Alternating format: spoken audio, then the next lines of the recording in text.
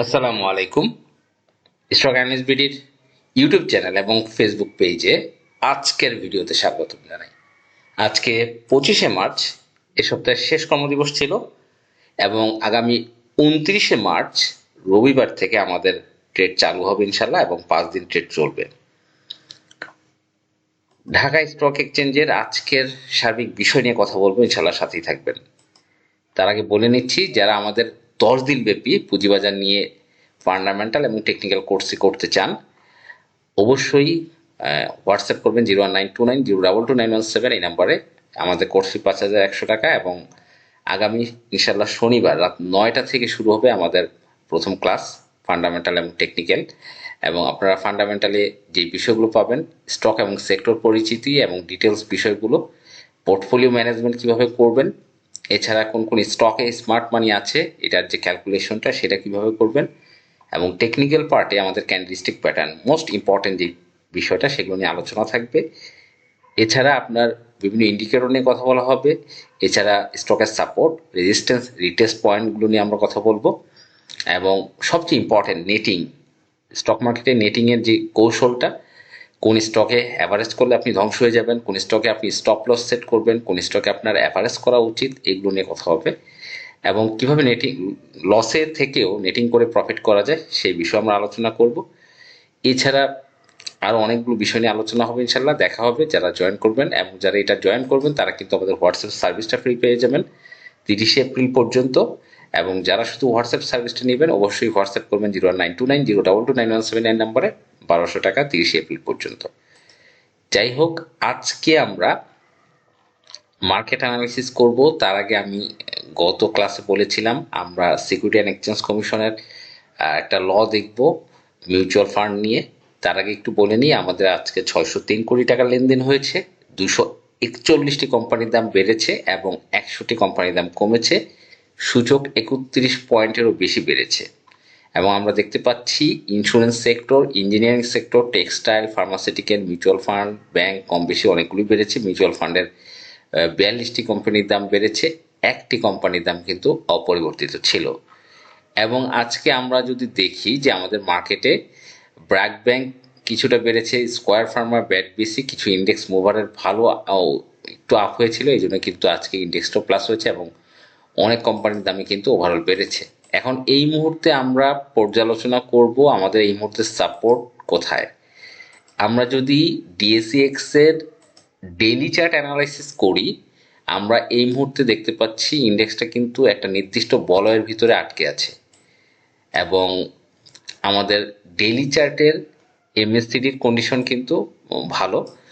এবং weekly chart যদি আমরা পর্যালোচনা করি তাহলে আমরা দেখব যে আমাদের এই মুহূর্তে সূচকের যে অবস্থান 5280 পয়েন্ট থেকে 5400, মোটামুটি এই 150 পয়েন্টের ভিতরে কিন্তু একটা আপ ডাউন করার মতো পসিবিলিটি রয়েছে। আগামী সপ্তাহে আমরা আশা করব আমাদের সূচকটা 5400 টাচ করবে এবং এর ভিতরে ইনশাল্লাহ থাকবে।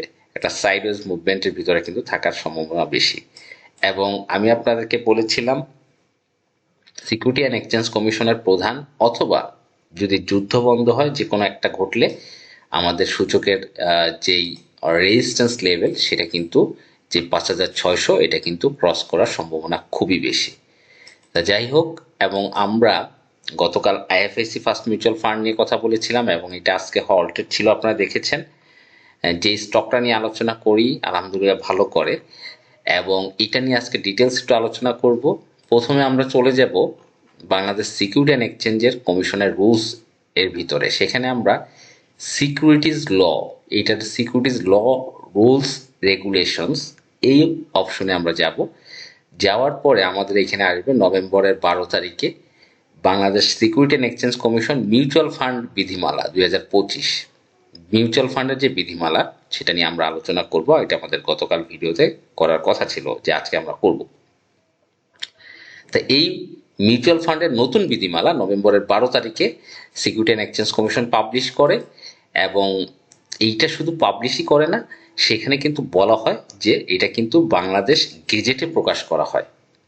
এবং তারা কিন্তু এটা 13ই নভেম্বর 2025 এই ধরনের একটা নোটিশও জারি করে। এবং কোত্থেকে পাবো সেটাও বলে দেয়। বিধিমালাটি কমিশনের ওয়েবসাইটে সিকিউরিটিজ ল মেনুর সিকিউরিটিজ ল রুলস রেগুলেশন সাব মেনুতে পাওয়া যাবে।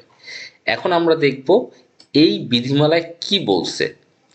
এই যে দেখতে পাচ্ছেন গেজেটটা, Bangladesh gazette, Bangladesh security and exchange commission প্রজ্ঞাপন, এবং এইখানে কিন্তু 84টা পৃষ্ঠা আছে। এখন আমরা দেখব যে মিউচুয়াল ফান্ডের কি নীতিমালা বলেছে।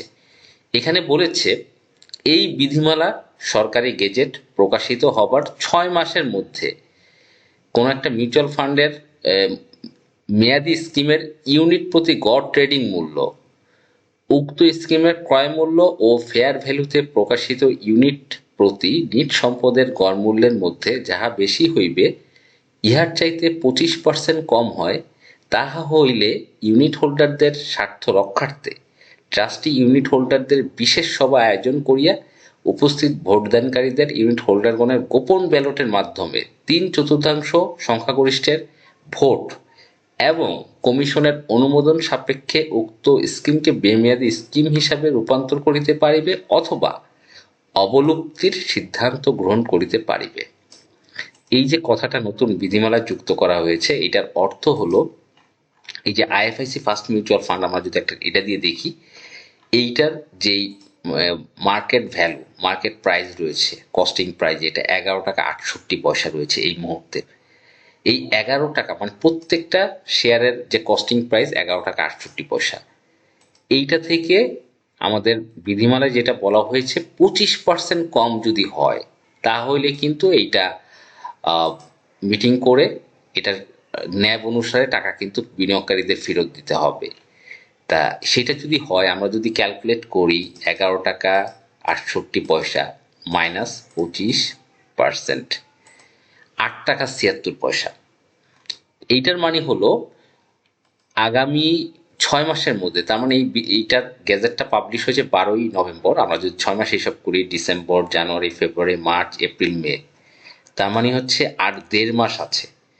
আর 1.5 মাসের ভিতরে এই মিউচুয়াল ফান্ডটাকে, এই আইএফআইসি ফার্স্ট মিউচুয়াল ফান্ডটাকে অবশ্যই 8 টাকা 76 পয়সায় লেনদেন হইতে হবে। মানে 8 টাকা 70 বা 8 টাকা 80-তে, 8 টাকা 80-তে মিনিমাম লেনদেন হইতে হবে 1.5 মাসের ভিতরে।